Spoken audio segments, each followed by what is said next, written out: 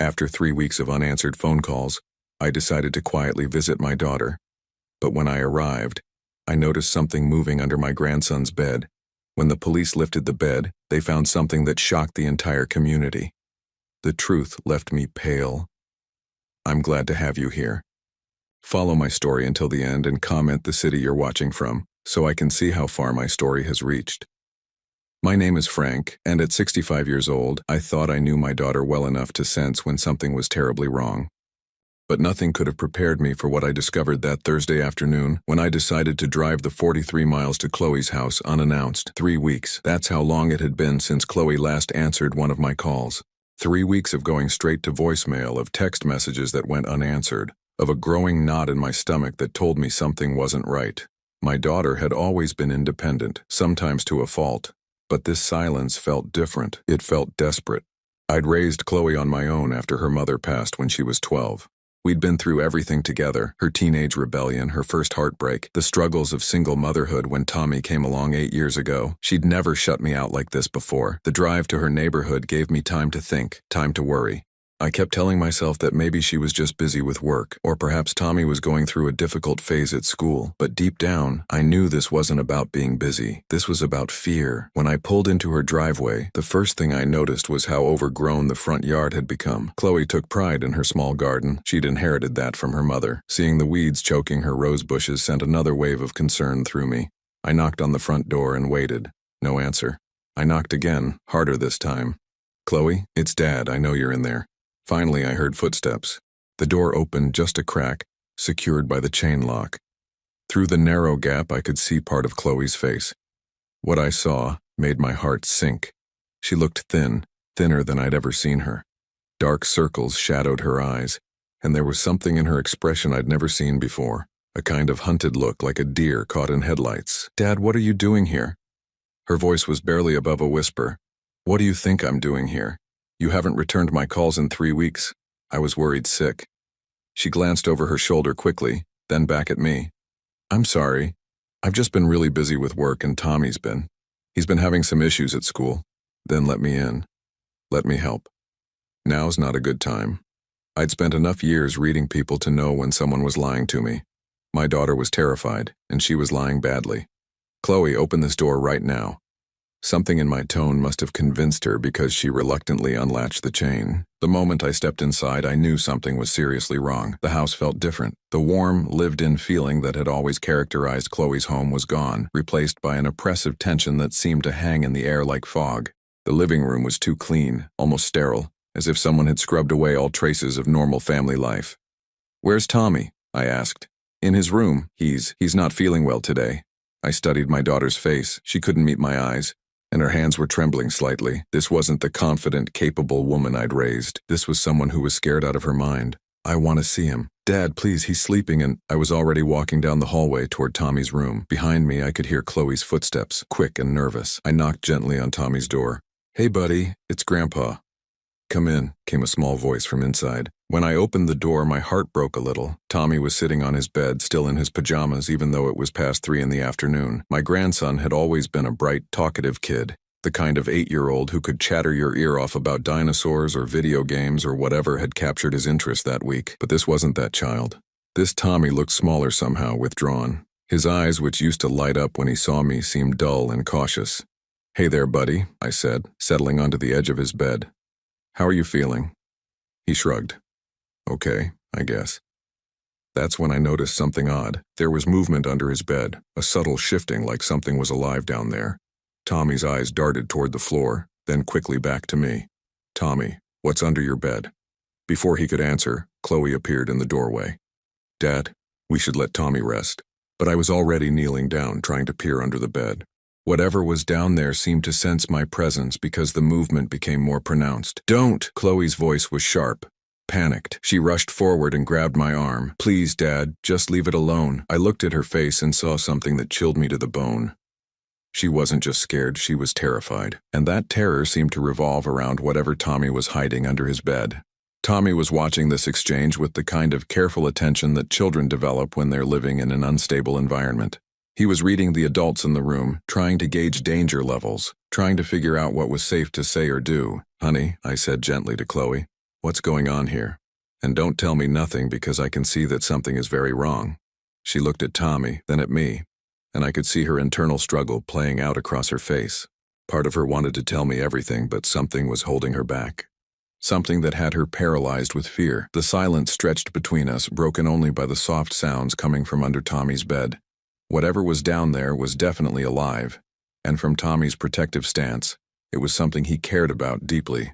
I reached out and took Chloe's hand. It was ice cold despite the warm afternoon. Whatever it is, I told her quietly, we can fix it, but I can't help if I don't know what's happening. She squeezed my hand so tightly it hurt, and when she looked at me, I saw tears threatening to spill over.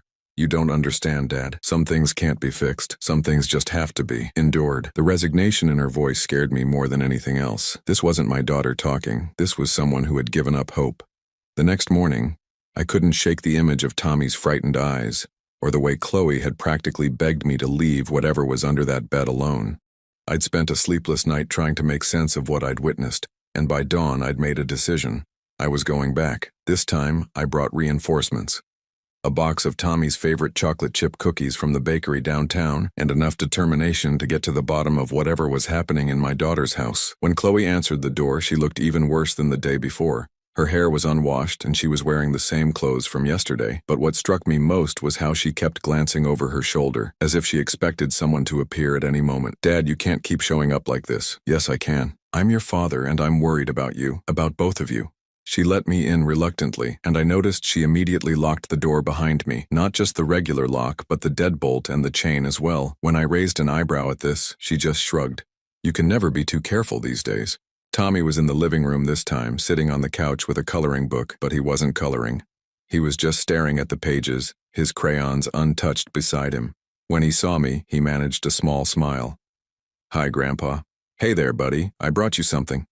I handed him the box of cookies, and for the first time in 2 days, I saw a genuine spark of interest in his eyes. Can I have one now? Of course you can. As Tommy munched on his cookie, I sat down next to him. So, tell me about school. How's third grade treating you? He shrugged. It's okay. I haven't been going much lately. I looked sharply at Chloe, who was hovering in the kitchen doorway. He's been sick, she said quickly. A lot of stomach bugs going around. But Tommy didn't look sick. He looked tired and anxious, but not sick. And something told me his absences from school had nothing to do with any virus. Tommy, I said carefully, remember how we used to have our special talks, just you and me? He nodded, his eyes brightening slightly. Well, I was thinking maybe we could have one of those talks today, maybe in your room. I saw Chloe tense up immediately. Dad, I don't think that's... Mom, Tommy interrupted, his voice stronger than I'd heard it in days. Can Grandpa see my room, please? There was something in the way he asked. Not just a child's request, but something more urgent, like he needed me to see whatever he was hiding. Chloe looked torn. Finally, she nodded. Just be careful, okay? Tommy led me down the hallway to his room, and I could feel Chloe following behind us, her anxiety practically radiating off her in waves. Once we were in Tommy's room, he closed the door and turned to me with an expression far too serious for an 8-year-old. Grandpa, can you keep a secret? Depends on the secret, buddy. If it's something that might hurt you or your mom, then I might have to tell someone. He considered this for a moment, then nodded as if my answer satisfied him. I've been writing letters. Letters? To who? To people at school, Mrs. Henderson, my teacher, and the guidance counselor, Mrs. Martinez, and sometimes to the police. My blood ran cold. Why are you writing to the police, Tommy? Instead of answering, he got down on his hands and knees and reached under his bed. When he emerged, he was holding a shoebox, and from the careful way he handled it, I could tell it contained something precious to him. I keep them all here, he said, sitting on his bed and opening the box. I write them, but I don't send most of them. I need to write them. Inside the box were dozens of pieces of paper, some torn from notebooks, others written on the back of school worksheets. They were covered in Tommy's careful third-grade handwriting, and as I picked up the first one, I felt my hands start to shake. Dear Mrs. Henderson, it read, I'm scared to come to school because Uncle Rick might be at my house when I get back. He makes Mom cry when she thinks I'm not listening. Can you help us? Love, Tommy. I looked at my grandson, this brave little boy who had been trying to navigate a situation no child should ever have to face. Who is Uncle Rick, Tommy? He's not really my uncle. He's Mom's friend, but he's not a nice friend. I picked up another letter, this one addressed to the police. Dear police officers, Uncle Rick says bad things about my mom and sometimes he grabs her arm really tight. She says everything is okay, but her face gets sad and scared. I don't know what to do. My heart was breaking with each letter I read. This child had been documenting a situation of fear and intimidation, trying desperately to find help for his mother and himself in the only way he knew how. Tommy, how long has Uncle Rick been coming to your house? A few months. Ever since we stopped visiting you and Grandma Sarah's grave. That timeline matched perfectly with when Chloe had started avoiding my calls. And your mom, is she scared of Uncle Rick too? Tommy nodded solemnly. She tries to hide it, but I can tell. She gets really quiet when he comes over, and after he leaves, she cries. She thinks I don't know, but I hear her. I picked up another letter, this one more recent. Dear God, Uncle Rick said he has pictures of Mom doing bad things, and if she doesn't do what he says, he'll show everyone and take me away from her. I don't understand what pictures, but Mom believes him. Please help us, I don't want to lose my mom. The room suddenly felt too small, too airless. This wasn't just about some boyfriend who was causing problems. This was blackmail. Someone was using threats and intimidation to control my daughter, and she'd been dealing with it alone, trying to protect Tommy while being trapped in an impossible situation. Tommy, these letters, they're very important. You've been very brave writing them, but I never sent them, he said, looking ashamed. I wanted to, but I was scared Uncle Rick would find out and hurt Mom worse. I pulled my grandson into a hug, feeling his small body trembling against mine. You did nothing wrong, buddy, nothing at all. From outside the room I could hear Chloe pacing in the hallway. She knew what I was discovering, and she was probably terrified about what would happen next. Tommy, I need you to do something very important for me. I need you to keep these letters safe, okay? Can you do that? He nodded eagerly. And I need you to trust me to help your mom. It might get a little scary for a while, but I promise you we're going to fix this. As I stood up to leave the room, Tommy grabbed my hand. Grandpa, Uncle Rick said that if Mom tells anyone about their arrangement, he'll make sure I never see her again. He said he has friends who can make that happen. The words hit me like a physical blow. No wonder Chloe had been so terrified, so desperate to keep me away. She wasn't just protecting herself. She was protecting her son from a man who was willing to use a child as leverage. When I walked out of Tommy's room, I found Chloe sitting on the hallway floor, her back against the wall, her knees pulled up to her chest. She looked up at me with eyes full of shame and terror, and I knew she understood that I'd seen the letters. Dad, I can explain. No, I said firmly, settling down on the floor beside her. You don't need to explain anything. You need to let me help you. She shook her head violently. You don't understand. If Rick finds out I told anyone, he'll follow through on his threats. He has connections, Dad. People who can make custody cases disappear, who can make me look unfit. He's shown me what he's capable of. The way she said his name, Rick, was like she was afraid the word itself might summon him. I'd never seen my daughter so broken, so convinced that she was trapped. Tell me about these pictures he claims to have. Chloe's face crumpled. There aren't any pictures, Dad. At least not the kind he threatens with. But he's very good at making lies sound convincing. He knows things about my past, about mistakes I made when I was younger, and he's twisted them into something that could sound terrible to a judge. What kind of mistakes? She was quiet for a long moment, staring at her hands. When Tommy was a baby, I went through a rough patch. His father had just left. I was working 2 jobs, barely sleeping. I made some poor choices about who I trusted to watch Tommy when I had to work nights. Nothing bad happened to him, but Rick found out about it somehow, and he's convinced me that he could use it to paint me as a negligent mother. My heart ached for her. Those early years after Tommy was born had been difficult. I remembered how hard she'd worked to provide for her son, how she'd sacrificed everything to be a good mother. The idea that someone could twist that struggle against her made me furious. How did he find out about any of this? He used to work for a private investigation company. He knows how to dig up information, how to find people's vulnerabilities. When we first started, when he first showed interest in me, I thought he was just being thorough about getting to know me. I even thought it was sweet that he wanted to understand my past. I felt sick. This man hadn't just stumbled into their lives. He'd targeted Chloe specifically, researched her weaknesses, and then exploited them. How did you meet him? At Tommy's school. There was a career day and Rick came to talk about investigation work. Afterward, he approached me and said he'd noticed Tommy seemed like a really bright kid. We started talking and he asked me out for coffee, I thought. She laughed bitterly. I thought I was lucky that someone interesting was paying attention to me. When did things change? About 6 weeks after we started dating. He came over for dinner, and while I was in the kitchen, he went through my mail. When I confronted him about it, he said he was just looking out for me, making sure I wasn't in any financial trouble. He'd found some old bills from when I was struggling, and he started asking questions about that difficult period with Tommy.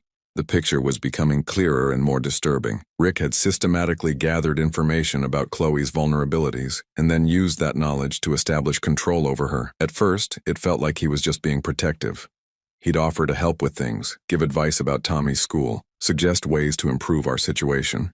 But gradually, the suggestions became demands. The help came with strings attached, and the questions about my past became more invasive. When did he first threaten you? Chloe's breathing became shallow.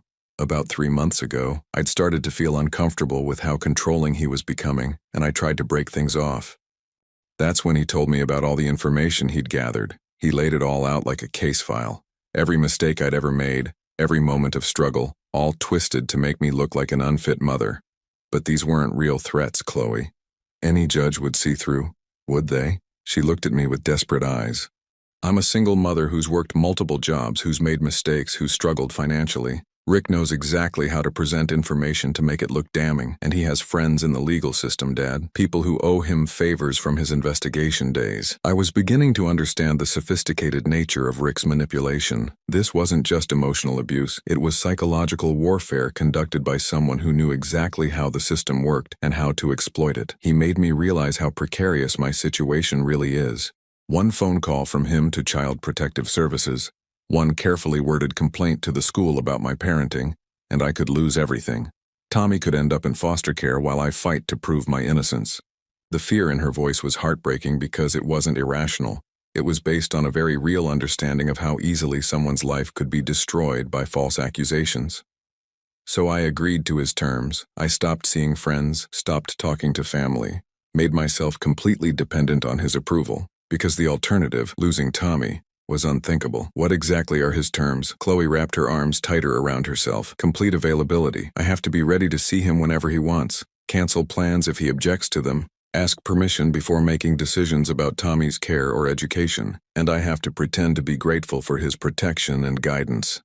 The level of control Rick had established was staggering. He'd effectively made Chloe a prisoner in her own life, using her love for Tommy as the key to her cage. He monitors everything. My phone calls, my purchases, who I talk to. He's installed security cameras around the house under the guise of keeping us safe, but I know they're really there so he can watch us when he's not here. That explained the sterile feeling I'd noticed in the house. It wasn't just clean. It was controlled, arranged to satisfy someone else's standards rather than reflecting the natural chaos of a family home. And Tommy knows something's wrong. Tommy sees everything, Chloe said sadly. He's 8 years old. But he's learned to read situations like a survival skill. He knows when Rick is coming over before I do sometimes, just from subtle changes in my behavior. He started writing those letters because he can see that I'm scared and he doesn't understand why I won't ask for help. The courage it had taken for Tommy to document their situation suddenly became even more remarkable. A child had recognized that the adults in his world were trapped in something dangerous, and he'd tried to create a record that might someday help them escape. Dad, Chloe said quietly, you have to promise me you won't do anything to provoke Rick. If he suspects that you know what's happening, he'll escalate. He's made it clear that he has ways to make my life much worse than it already is.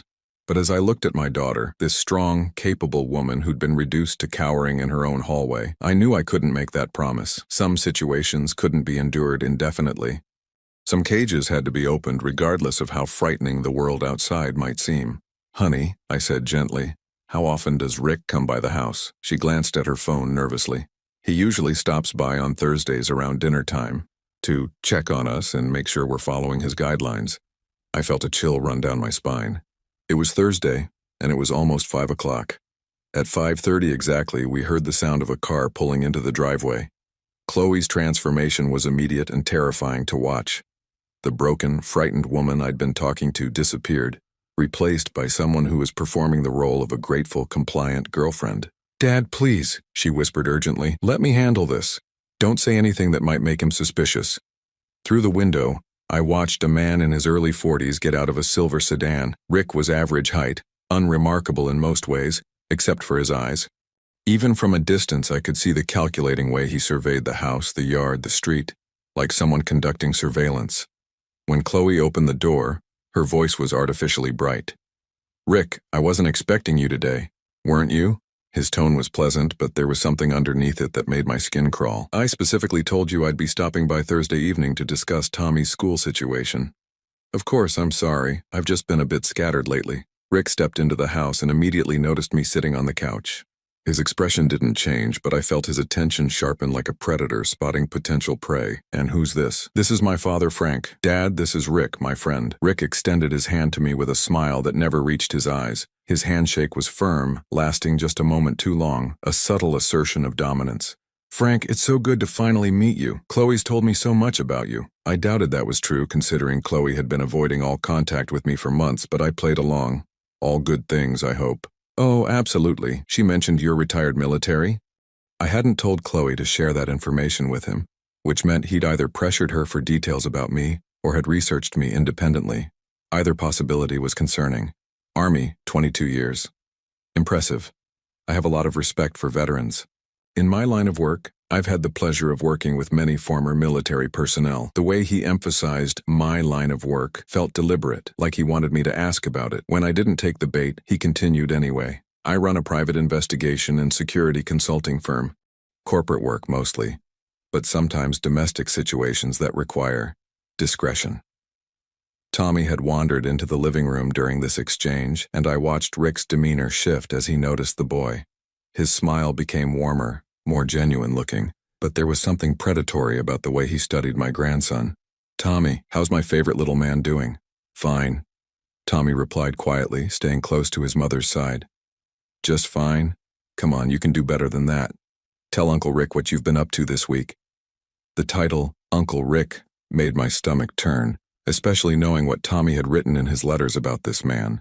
I watched my grandson struggle with the interaction, trying to be polite while clearly uncomfortable. "I've been coloring mostly, and reading." "Reading's good. Education is important." Rick glanced at Chloe. "Speaking of which, I noticed Tommy's been absent from school quite a bit lately. We should probably discuss that." The casual way he said "we" was chilling. This man had no legal relationship to Tommy, yet he was speaking as if he had parental authority. "He's been fighting a stomach bug," Chloe said quickly. "Has he seen a doctor about this ongoing illness?" The question was phrased with concern, but I could hear the challenge underneath it. Rick was testing Chloe, seeing if her story would hold up under scrutiny. "I've been monitoring it closely. If it continues, I'll make an appointment." "That's probably wise. We wouldn't want the school to start asking questions about excessive absences. There are protocols they have to follow when children miss too much class." The threat was subtle but unmistakable. Rick was reminding Chloe that he had the power to make her parenting choices appear suspicious to the authorities. "Tommy," Rick said, turning back to my grandson, "why don't you go play in your room while the adults talk? We have some boring grown-up stuff to discuss." Tommy looked at his mother, who nodded reluctantly. As he headed toward his room, Rick called after him, "And Tommy, maybe put on some music or watch something on your tablet. Sometimes adult conversations can be confusing for little ears." Once Tommy was gone, Rick settled into a chair across from us and I could feel the atmosphere in the room change. The performance of casual friendliness dropped away, replaced by something much more businesslike and intimidating. "Frank, I have to say, I'm surprised to see you here. Chloe mentioned that you two don't get together very often anymore. We're working on spending more time together." I said carefully, "That's wonderful. Family is so important." Rick turned to Chloe. "I hope this visit isn't interfering with any of our previous discussions about maintaining appropriate boundaries." Chloe's face went pale. "No, of course not. Dad just stopped by unexpectedly." "I see. Well, unexpected visits can sometimes be complicated, especially when there are ongoing situations that require careful management." I felt like I was listening to a foreign language where every word had a double meaning. Rick was communicating threats and instructions to Chloe in language that sounded perfectly reasonable to an outside observer. "Chloe's been telling me about some of the challenges she's been facing," I said, testing the waters. Rick's attention snapped to me with laser focus. "Challenges? Just the usual single-parent stuff. Balancing work and Tommy's needs, that sort of thing." Rick relaxed slightly. "Yes, single parenting can be overwhelming. That's actually part of why I've been trying to provide some stability and guidance. Chloe's been under a lot of stress lately, haven't you, sweetheart?" The endearment sounded obscene coming from his mouth, especially given what I knew about their relationship. I've been managing, Chloe said quietly. You've been doing more than managing. You've been making real progress on some of the areas we identified for improvement. Your household organization, your financial planning, your consistency with Tommy's routines. All much better than when we first started working together. Working together, as if this were some kind of professional relationship rather than systematic psychological abuse. It's amazing what a little structure and accountability can accomplish, Rick continued, speaking to me but clearly directing his words at Chloe. Some people just need guidance to reach their potential. I wanted to punch him. This smug predator was sitting in my daughter's living room, describing his manipulation and control as if he were doing her a favor. Of course, Rick added casually, change can be difficult. Sometimes people resist what's best for them, or they let outside influences interfere with their progress. Another threat delivered with a smile. I should probably get going, I said, standing up. I'd heard enough to understand the situation, and I didn't trust myself to sit there much longer without saying something that might make things worse for Chloe. So soon? Rick seemed genuinely pleased that I was leaving. As Chloe walked me to the door, Rick called out from the living room. Frank, it was great meeting you. I hope we'll see each other again soon. At the door, Chloe squeezed my hand desperately. Dad, please be careful, she whispered. He knows things about people. If he sees you as a threat. I squeezed back. I understand. But honey, this can't go on forever. It has to, she said, her eyes filling with tears. It has to. As I drove home, my hands shaking with rage and determination, I realized that Rick had made a crucial error. He'd revealed himself to me, shown me exactly what kind of man he was and how he operated. He thought he was dealing with another victim to intimidate or manipulate. But I wasn't a victim. I was a father whose family was being threatened, and I had skills Rick couldn't even imagine. That night, I didn't sleep. Instead, I sat at my kitchen table with a cup of coffee and a legal pad, drawing on 22 years of military training to develop a strategy. Rick might be good at intimidating vulnerable women and children, but he'd never dealt with someone who understood tactical planning and psychological warfare from the other side. The first thing I did was research. Rick had been careless enough to tell me the name of his business, and within an hour of internet searching, I had a clearer picture of who I was dealing with. His private investigation firm was legitimate, but barely.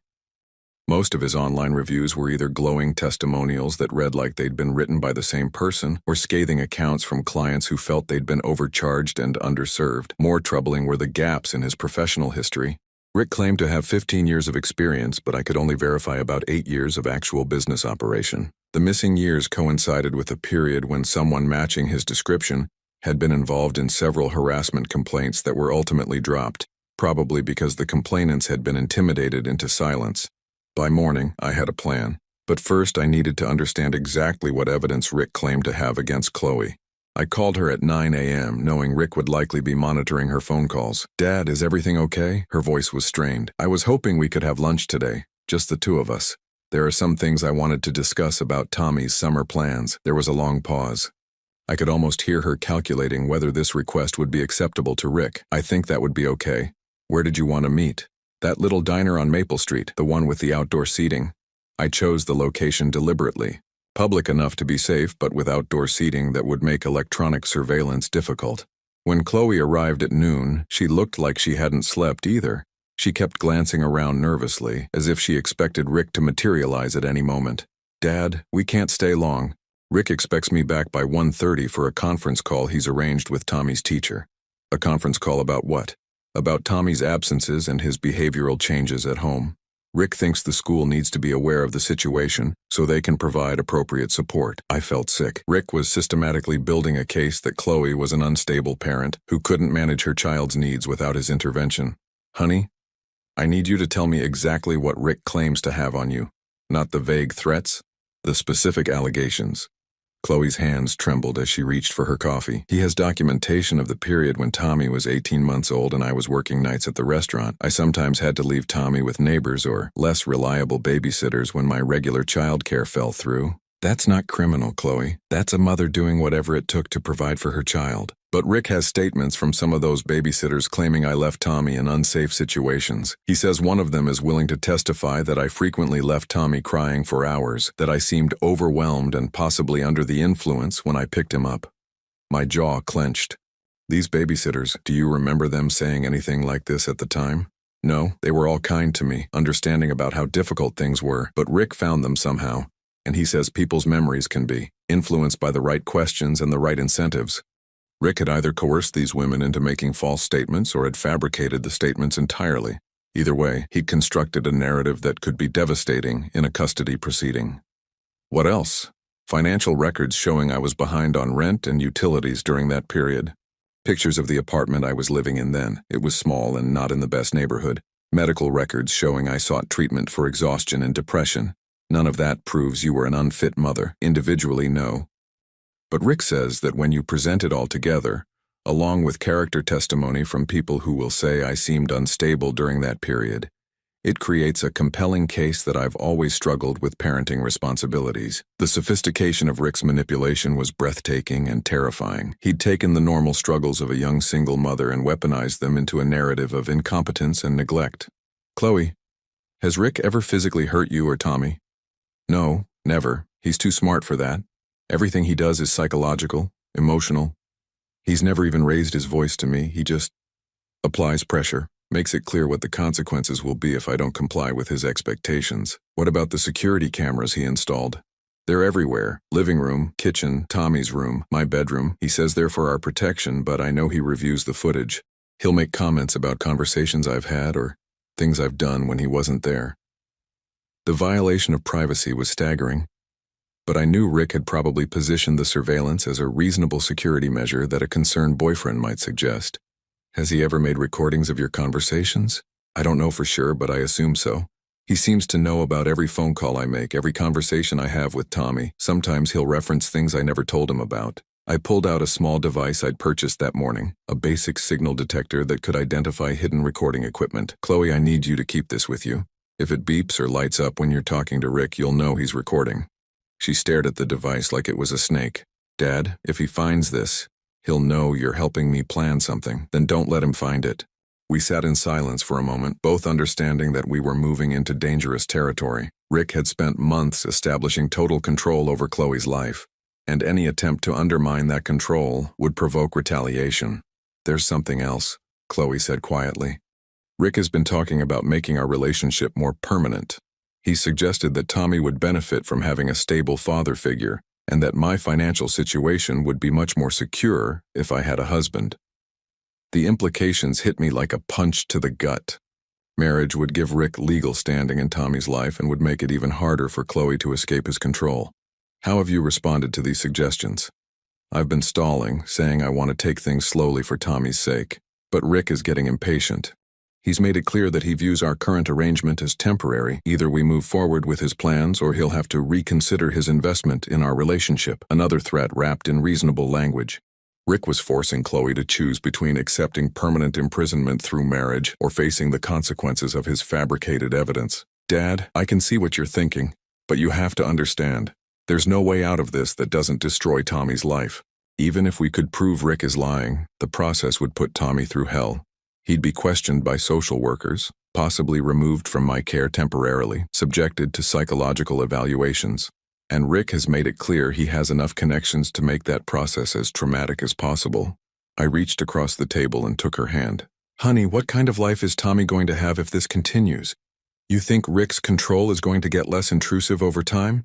You think he's going to stop monitoring and manipulating once you're married to him? Tears started flowing down her cheeks. I know you're right, but I'm so scared. What if his threats aren't empty? What if he really can take Tommy away from me? Then we make sure that doesn't happen. But Chloe, you have to trust me on this. Sometimes the only way out of a trap is to spring it deliberately, on your own terms. As we prepared to leave, I handed her a prepaid cell phone. Keep this hidden. If you need to reach me without Rick knowing, use this number. And Chloe, start documenting everything. Every threat, every demand, every time he reviews those camera feeds. We're going to need evidence of our own. She slipped the phone into her purse like she was handling contraband, which in Rick's world she probably was. Dad, promise me that whatever you're planning, you won't do anything that puts Tommy at risk. I promise, but I also promise you this. Rick's reign of terror is about to end. As I watched her drive away, I felt the familiar calm that came with committing to a course of action. Rick thought he was the predator in this situation, but he'd made a critical error in judgment. He'd threatened my family. 6 months later, I was sitting in my backyard watching Tommy help me tend to the vegetable garden we'd planted together. The transformation in my grandson was remarkable. Gone was the quiet, fearful child I'd found hiding letters under his bed. This, Tommy laughed freely, asked endless questions, and had opinions about everything from which tomatoes were ready to harvest, to why we should add a bird feeder near the pepper plants.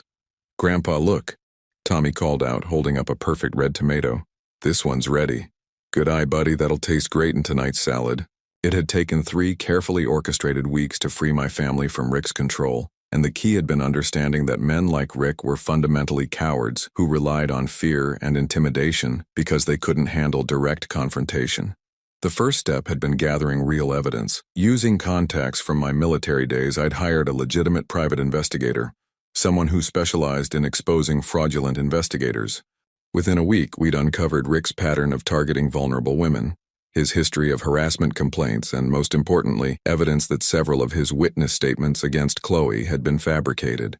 The second step had been more delicate. I'd needed to create a situation where Rick would reveal his true nature in front of witnesses who couldn't be intimidated or bought off. I'd arranged for Tommy to have a medical emergency, nothing dangerous, just a convincing case of food poisoning that required a trip to the emergency room. When Chloe called Rick to explain why she couldn't meet him as planned, his response had been recorded on the prepaid phone I'd given her. Instead of concern for Tommy's well-being, Rick had launched into a tirade about Chloe's irresponsible parenting and her pattern of putting her child at risk. Most damaging of all, he'd threatened to contact Child Protective Services immediately to report this latest incident as evidence of neglect. The recording captured Rick's complete lack of genuine concern for Tommy and his eagerness to use a child's illness as ammunition against Chloe. More importantly, it revealed his willingness to file false reports with government agencies. The third step had been the most satisfying. I'd invited Rick to meet me for coffee, ostensibly to discuss my concerns about Chloe's stability and to seek his advice about how I could help support his intervention in her life. Rick had arrived at that meeting confident that he was gaining another ally. Instead, he'd found himself across the table from a man who knew exactly who he was and what he'd been doing. "Rick," I'd said calmly, sliding a folder across the table, "I think we need to have an honest conversation." Inside the folder were copies of his fabricated witness statements, documentation of his harassment complaints, and transcripts of his threatening phone calls to Chloe. His face had gone white as he flipped through the pages. "I don't know what you think this proves," he'd said, but his voice had lost all its confidence. "It proves you're a fraud who preys on vulnerable women and children. It proves you've been systematically terrorizing my daughter with false evidence and manufactured threats. And most importantly, it proves that you've bitten off more than you can chew." Rick had tried to bluster, to turn the situation around, to regain control of the narrative. But when you strip away a predator's power to intimidate, there's usually nothing left but a pathetic, frightened man. "You have 24 hours to remove all surveillance equipment from my daughter's home, delete any recordings you've made, and disappear from their lives permanently," I told him. "If you contact Chloe, Tommy, or anyone in our family after that, copies of this evidence will be forwarded to the state licensing board, the district attorney's office, and every client you've ever had." "You can't prove any of this would hold up in court," Rick had said weakly. "Maybe not. But I don't need a court conviction to destroy your business and your reputation. All I need to do is make sure the right people know who you really are." The beauty of dealing with a manipulator like Rick was that his entire livelihood depended on maintaining a facade of respectability. Once that facade was stripped away, he had no power left. Rick had left that coffee shop a defeated man, and true to form, he'd disappeared from our lives completely, rather than face the consequences of his actions. The hardest part had been helping Chloe overcome the psychological damage Rick had inflicted. Months of constant surveillance and threats had left her jumping at shadows, second-guessing every parenting decision, and struggling to believe that she was truly free. But gradually, with the help of a therapist who specialized in psychological abuse cases, Chloe had begun to reclaim her life. She'd started socializing again, made new friends, even begun dating someone. A kind, patient man who understood that she needed to heal at her own pace. "Grandpa," Tommy said, settling down beside me with a glass of lemonade. "Mom says Uncle Rick isn't ever coming back." "That's right, buddy, he's not." "Good." He made Mom sad, and he made the house feel scary. Out of the mouths of babes. Tommy had understood the fundamental truth about Rick that took the adults much longer to articulate. He'd brought darkness into their lives, and his absence had restored the light. "Tommy, do you still have those letters you wrote?" He nodded solemnly. "Mom and I read them together sometimes. She says I was very brave to write them, even if I was too scared to send them." "You were brave. And you know what? Those letters helped save your mom. They helped me understand what was happening and how to fix it." Tommy beamed at this. "Really? Really? Really?" Sometimes when adults are scared, they need kids to be brave first and show them the way. As the afternoon faded into evening, Chloe arrived to pick up Tommy. She looked relaxed, healthy, genuinely happy for the first time in months. "How was your day?" she asked Tommy, ruffling his hair. "Great. Grandpa and I harvested tomatoes and he told me about the time he had to catch a chicken in the army." Chloe laughed, a sound that had become music to my ears after months of fearful whispers. "Did he tell you about the time the chicken won?" As they prepared to leave, Chloe hugged me tightly. "Dad, I don't know how to thank you for what you did. You don't need to thank me. You just need to keep living your life freely and raising that amazing boy. I never thought I'd feel safe again," she said quietly.